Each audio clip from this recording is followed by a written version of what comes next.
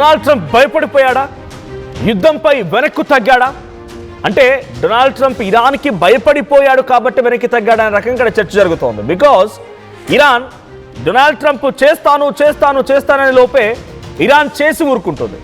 24 గంటల గడువు Donald Trump ఇరాన్కి ఇస్తే ఇరాన్ మాత్రం కేవలం 20 గంటల గడువు మాత్రమే ఇచ్చింది. అంటే నువ్వు ఒకటి అంటే మేము 2 అంటాం, నువ్వు ఏరా అంటే ఇంకేదో అంటామని చెప్పి ఇరాన్ వార్నింగ్ ఇస్తూ ప్రతిసారి అమెరికాని అహంకారాన్ని డొనాల్డ్ ట్రంప్ యొక్క అహం మీద దెబ్బ కొడుతూనే ఉంది. అయితే ఇప్పుడు డొనాల్డ్ ట్రంప్ యుద్ధానికి వెనక్కి తగ్గాడు.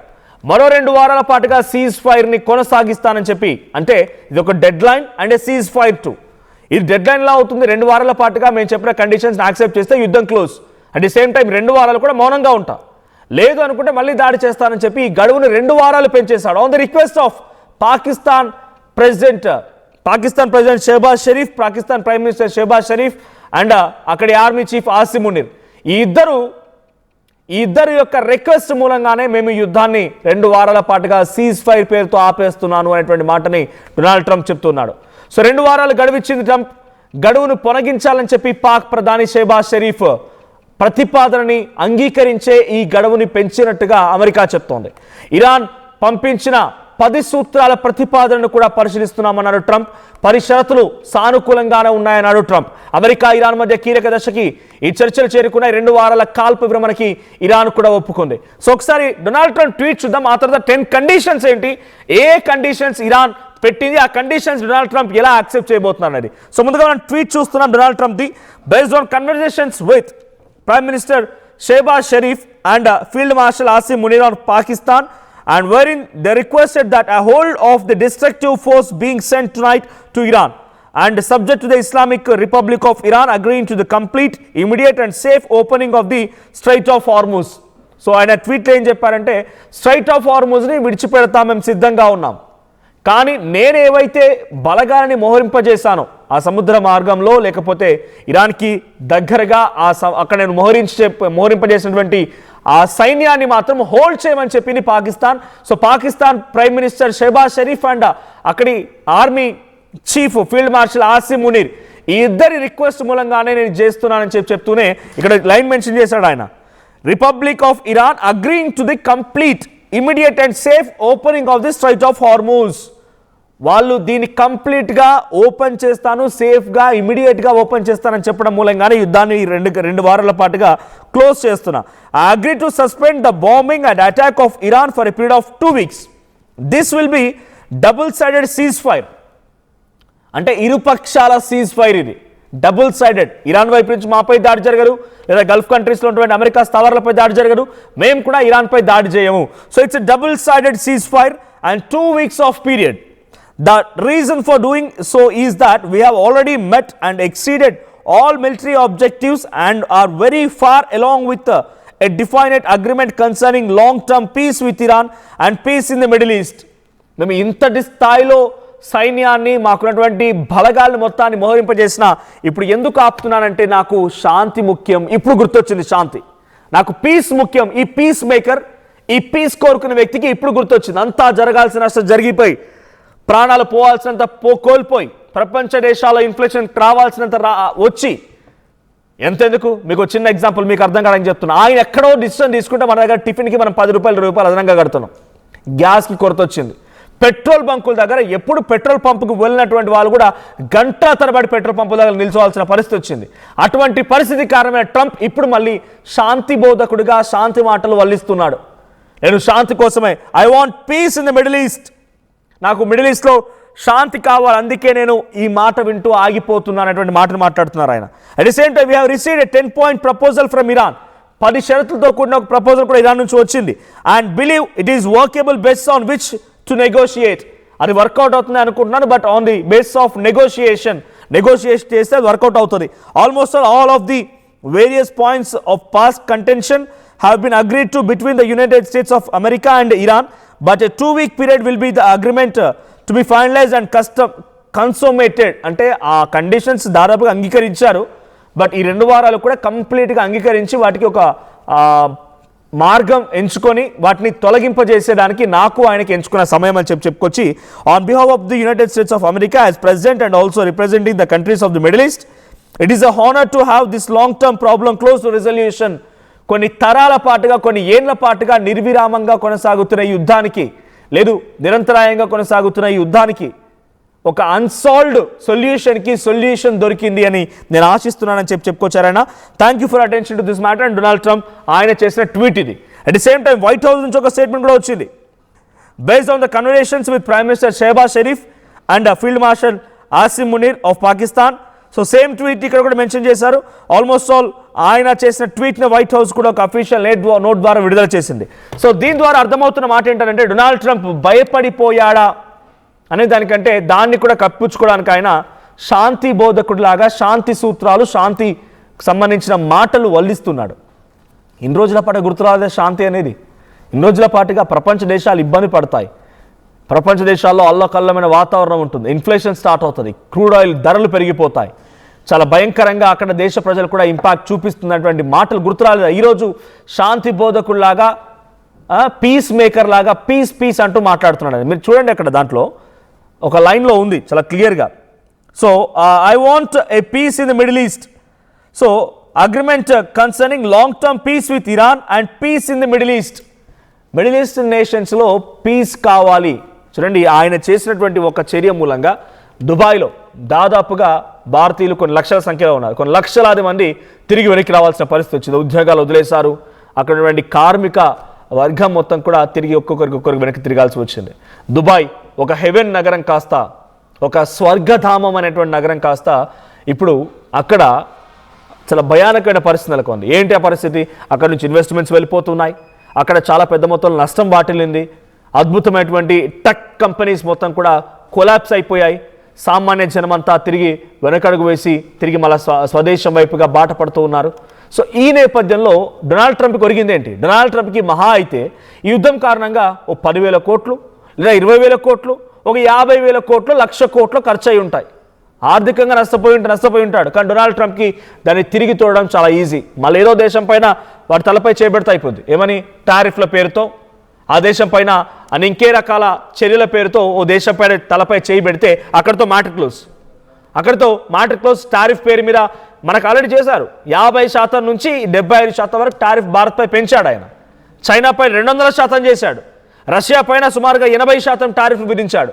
ఇలా ఒక్కో దేశం పైన ఒక్కో రకమైన టారిఫ్ విధిస్తున్న డొనాల్డ్ ట్రంప్ ఆయనకి మళ్ళీ తను లాస్ అయినటువంటి ఫైనాన్షియల్ లాస్ని తిరిగి తీసుకోవడం పెద్ద కష్టమేం కాదు. కానీ దుబాయ్లో ఎంతటి భయంకరమైన వాతావరణం ఉంది, అటువైపు ఇరాన్లో ఎంత భయంకరమైన వాతావరణం ఉంది, సౌదీలో, బహ్రెయిన్, బెనామా లాంటి చిన్న చిన్న దేశాల్లో కూడా డొనాల్డ్ ట్రంప్ లాంటి యొక్క వ్యక్తి సపోర్ట్ చూసుకొని, ఆయన మద్దతు చూసుకొని భయంకరంగా దాడిలో చాలా తీవ్రంగా నష్టపోయాయి.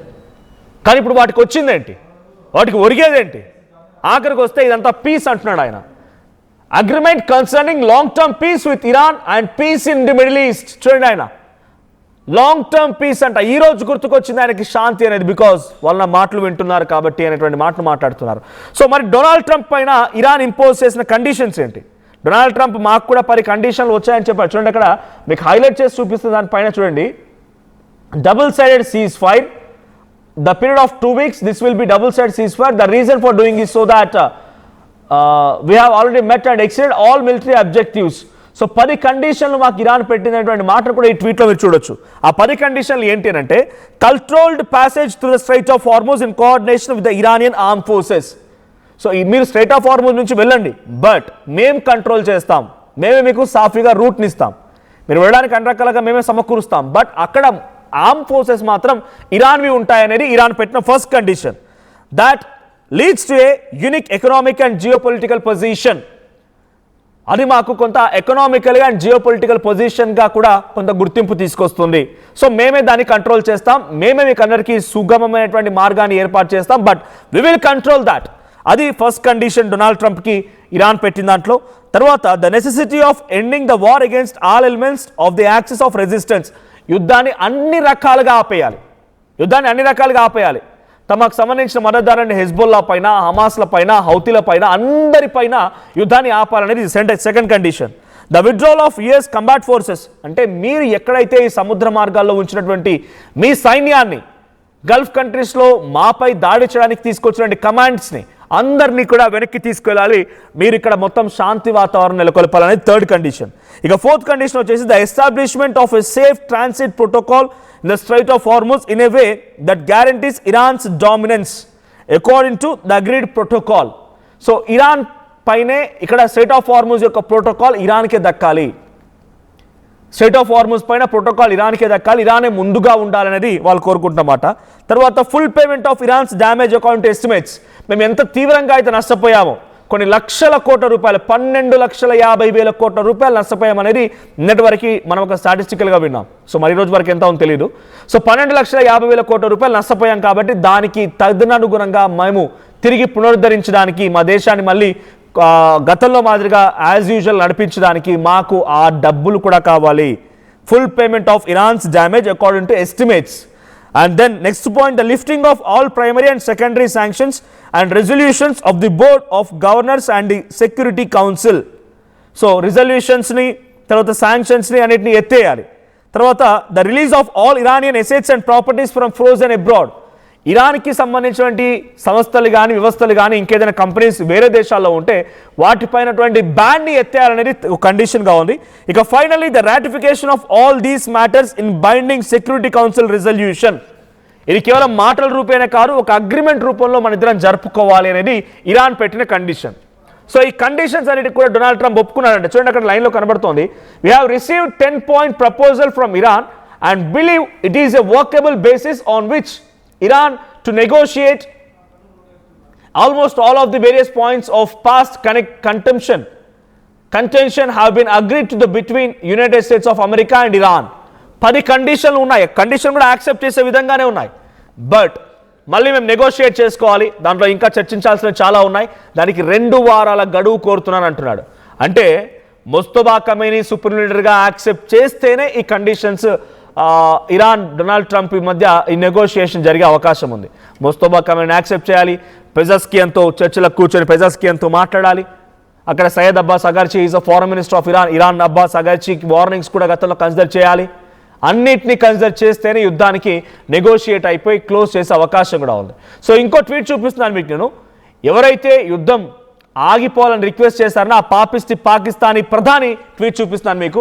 మరి వాడు ఏం చేశారు ఆ ట్వీట్లో చూస్తే, statement on behalf of the Abbas Araghchi tweet ఇది, అబ్బాస్ అగార్చి ట్వీట్ ఇది, Iranian foreign minister Seyed Abbas Araghchi statement on behalf of the supreme national security council of the Islamic Republic of Iran. So ఈ 10 conditions కూడా ఇక్కడ కనిపిస్తూ ఉన్నాయి. On behalf of Islamic Republic of Iran I express gratitude and appreciation for my dear brothers, Prime Minister of Pakistan Shehbaz Sharif and Field Marshal Munir for their tireless efforts and to end the war in the region. In response to the brotherly request of PM Sharif in his tweet and considering the request by the US for war negotiations based on its 15-point proposal as well as announcement by Portus about acceptance of the general framework of Iran's 10-point proposal as a basis for negotiations, I hereby declare on behalf of Iran's Supreme Nation Security Council, if attacks against Iran are halted and our powerful armed forces will cease defensive operations. మీరు కనుక మాపై యుద్ధాన్ని direct అటాక్ని కనుక ఆపేస్తే మేము కూడా ఆపేస్తున్నాం అనేటువంటి మాటని దాంట్లో మెన్షన్ చేశారు. For a period of 2 weeks, safe passage through the Strait of Hormuz will be possible by a coordination with Iran's armed forces and with due consideration of technical limitations. మీకు అనుమతిస్తున్నాం వెళ్ళిపోండి, కానీ మేము మాత్రం దాన్ని మా కంట్రోల్లోనే మా సెక్యూరిటీలోనే ఉంటుందనేది అటు ఇరాన్ సయ్యద్ అబ్బాస్ అగార్చి నుంచి కూడా ఆ యుద్ధం 2 వారాల పాటుగా ఆగడానికి రెస్పాన్స్గా వచ్చిన ట్వీట్. సో ఒకసారి డొనాల్డ్ ట్రంప్ మాట్లాడుకొచ్చారు దీనిపైన, ఆయన ఏం మాట్లాడారో చూద్దాం. Because they're very good bullshit artists. That's why for 47 years they've been bullshitting other presidents and they haven't done the job. And people are living in hell. You live in that country, they're living in hell.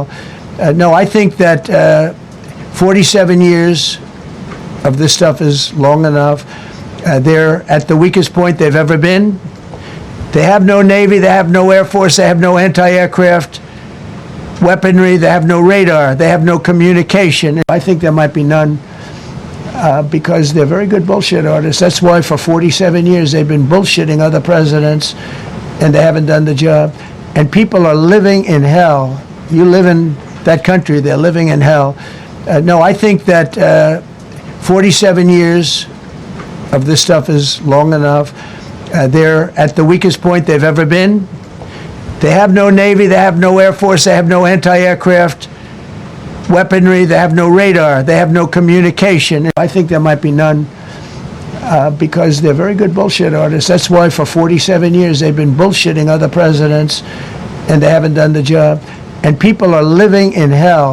You live in that country, they're living in hell. No, I think that 47 years. Right. So 14 days of cease fire కొనసాగుతుంది అంటున్నారు.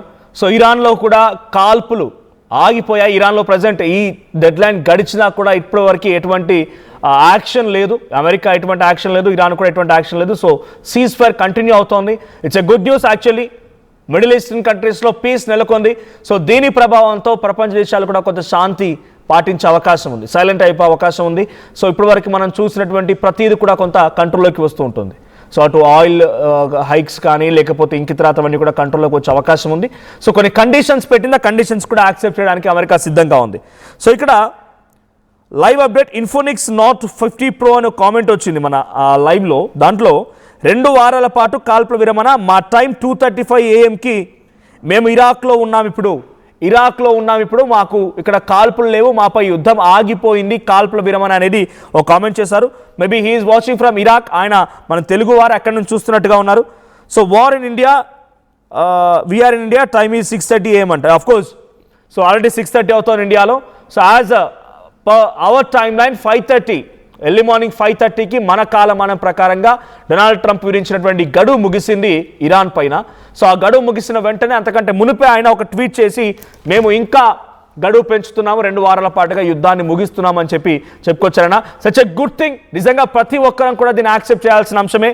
So India, China, Russia, ఈ దేశం ఆ దేశం అని కాదు, global లెవెల్లో ప్రతి ఒక్కరు కూడా ఇప్పుడు అక్కడ డొనాల్డ్ ట్రంప్ ఈ అహంకారాన్ని ప్రదర్శించిన, డొనాల్డ్ ట్రంప్ ఏం చెప్పినా గతంలో ఆయన పాస్టింగ్ అని వదిలేసి ఇప్పుడు యుద్ధాన్ని ముగింపడం అంటే ఒక 2 వారాల పాటుగా సీజ్ ఫైర్ని కొనసాగించడం, ఆ తర్వాత నెగోషియేషన్స్ కూడా యాక్సెప్ట్ చేస్తాం, డెఫినెట్గా షరతులన్నీ ఓకే ఉన్నాయని రకంగా చెప్పుకోవడం అనేది ఇట్స్ ఎ గ్రేట్ థింగ్ అని చెప్పాలి. నిజంగా ఒక మంచి విషయం. It's a good news to India also.